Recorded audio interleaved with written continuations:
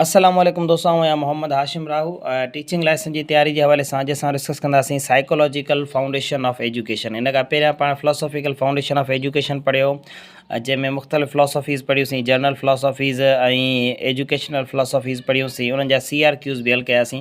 अॼु असां पढ़ंदासीं psychological foundation of education. Psychological foundation of education में हिकिड़ो लफ़्ज़ लिखियलु आहे साइकोलॉजी। साइकोलॉजी छा खे चइबो आहे? कंहिं बि माण्हूअ जे दिमाग़ या उन जे बिहेवियर जे बारे में पढ़ंदा आहियूं, स्टडी कंदा आहियूं, त असां उनखे साइकोलॉजी चवंदा आहियूं।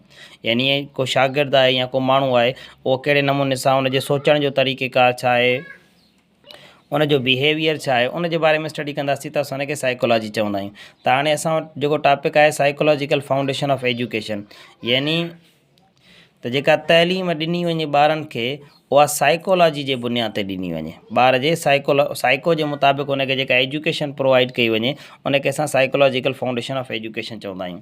मिसाल तौर ते लिखियलु आहे teaching according to the students nature. ॿार जी नेचर जे मुताबिक़ उनखे तइलीम टीच कयो वञे, हुन जे नीड्स जे मुताबिक़ हुननि खे ॿार खे कहिड़ियुनि कहिड़ियुनि शयुनि जी ज़रूरत आहे इल्म जे लिहाज़ सां, ऐं हुन जे ख़्वाहिशुनि जे मुताबिक़ हुनखे जेकॾहिं टीच कयो वञे त इनखे असां चवंदा आहियूं साइकोलॉजिकल फाउंडेशन ऑफ एजुकेशन। अॻिते लिखियलु आहे त curriculum should be designed according to the mental level. असांजो जेको निसाब आहे, असांजा जेके किताब आहिनि, उहे ॿारनि जे मेंटल लेवल जे मुताबिक़ हुअणु घुरिजनि। यानी जेतिरी असां मिसाल तौरु असां वटि सिंध जे अंदरि 5 क्लास जा जेके ॿार हूंदा आहिनि, उन्हनि जी मेंटल लेवल केतिरियूं, हालांकि सभिनी जी साॻी त कोन हूंदी, हिकिड़ो एवरेज जी ॻाल्हि था कयूं। 6हीं क्लास जे ॿारनि जी मेंटल लेवल केतिरी आहे, 7हीं क्लास जे ॿार जी मेंटल लेवल केतिरी आहे। अगरि जेकॾहिं ॿार जी मेंटल लेवल 6हीं क्लास जी आहे ऐं असां उनखे 10हीं क्लास वारो मवाद ॾींदासीं, त उहो कॾहिं बि आसानी सां उनखे सम्झी न सघंदो। सो इन जे करे त हीअ साइकोलॉजी जो वॾो रोल हूंदो आहे निसाब खे ठाहिण में, ऐं needs and abilities of students, यानी जेको असांजो निसाब आहे उहो डिज़ाइन कयो वेंदो आहे ॿारनि जी मेंटल लेवल जे मुताबिक़ ऐं उन जे एबिलिटीज़ ख़ासियतुनि जे मुताबिक़। अच्छा, लिखियलु आहे the role of psychology in curriculum जे अंदरि, निसाब जे अंदरि। निसाब खे असां लफ़्ज़नि में तव्हां किताब सम्झो जेके ॿारनि खे असां पढ़ाईंदा आहियूं, उन जे अंदरि जेके बि एक्टिविटीज़ वग़ैरह हूंदियूं आहिनि, सभिनी खे गॾाए करे असां निसाब चवंदा आहियूं। छो त इन निसाब जे अंदरि साइकोलॉजी जो रोल 3 तरीक़नि सां असां डिफाइन कंदा आहियूं। हिकिड़ो एज़ अ लर्नर तौर ते। लर्नर छा हूंदो आहे? जेको स्टूडेंट, जेको सिखण वारो हूंदो आहे, उनखे असां लर्नर चवंदा आहियूं। ठीकु आहे। साइकोलॉजी मदद कंदी आहे ॿार खे सम्झण में, यानी ॿार जी मेंटल लेवल केतिरी आहे। उन सां गॾो गॾु वाट स्टूडेंट्स आर इंट्रस्टेड, ॿारनि जो शौक़ु छा में आहे। लाज़मी आहे जेकॾहिं साइकोलॉजी टीचर खे ईंदी हूंदी त उहो ॿार जी साइको सम्झी वेंदो त हुनजे मुताबिक़ उनखे उहे शयूं ॾींदो। ॿिए नंबर ते what level of content they understand, कहिड़े क़िस्म जो मवाद उहे ॿार सम्झी सघनि था। ठीकु आहे। यानी ही साइकोलॉजी जो रोल आहे छाजे अंदरि? करिकुलम ठाहिण में। एग्ज़ाम्पल था वठूं, जीअं ॾिसो यंग स्टूडेंट्स, जेके नंढा ॿार हूंदा आहिनि, उहे स्टोरीज़ ऐं पिक्चर जे लिहाज़ सां सम्झी वेंदा आहिनि, पर जेके वॾा ॿार हूंदा आहिनि उहे कॉन्सेप्ट ऐं थ्योरीज़ बि आसानी सां सम्झी वेंदा आहिनि।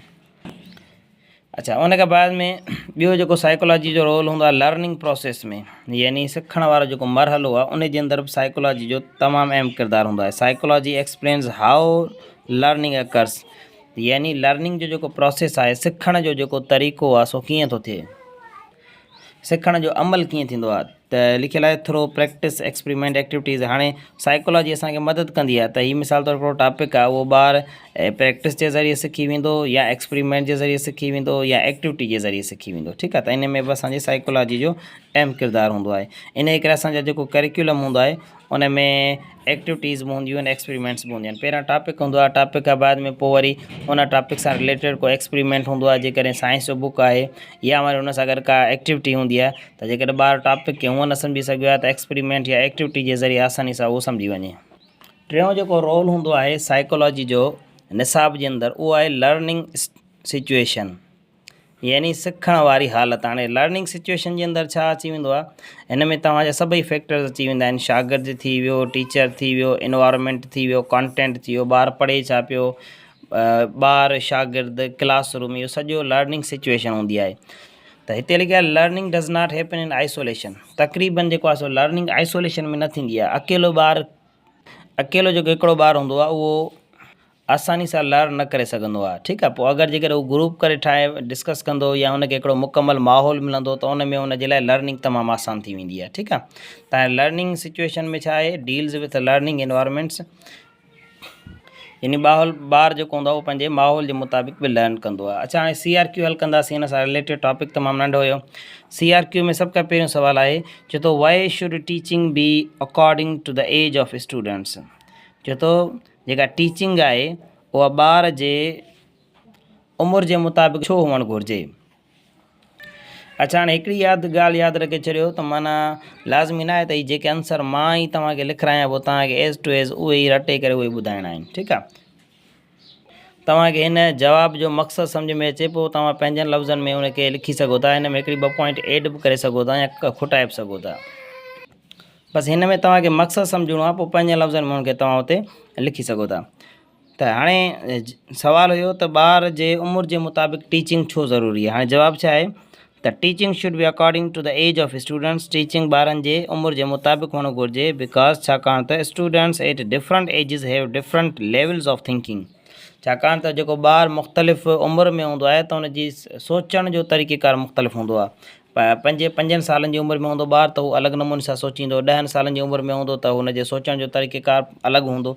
सो इन जे लिहाज़ सां टीचिंग ॿार जी उमिरि जे मुताबिक़ करणु घुरिजे असांखे। एंड अंडरस्टैंडिंग, सोचण जो तरीक़ो बि चेंज हूंदो, हुनजे सम्झण जो तरीक़ो बि चेंज हूंदो। So teaching must match their developmental stage, यानी जेका टीचिंग आहे उनजे उमिरि जे मुताबिक़ लाज़मी हुअणु घुरिजे।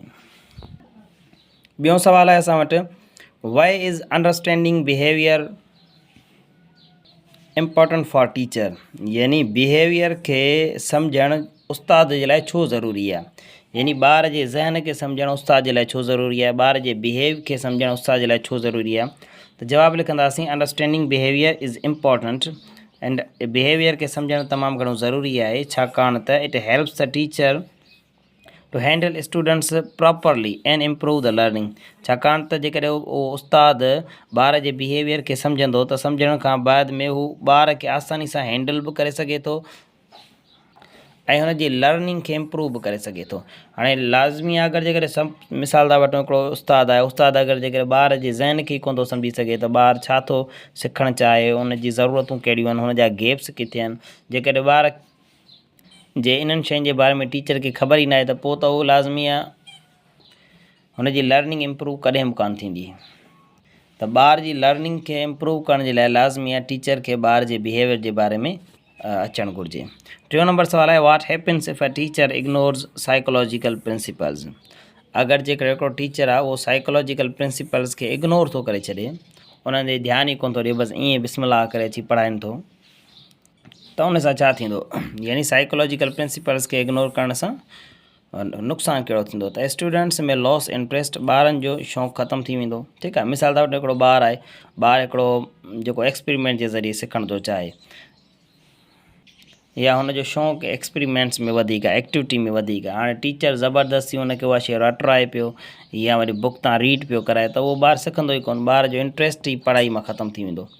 Fail to understand the concept, concept खे सम्झण में ॿारु कॉन्सेप्ट खे बि कोन सम्झंदो। And show the poor performance, ऐं ॿारु छा कंदो, बहितरीनु रिज़ल्ट न ॾेई सघंदो।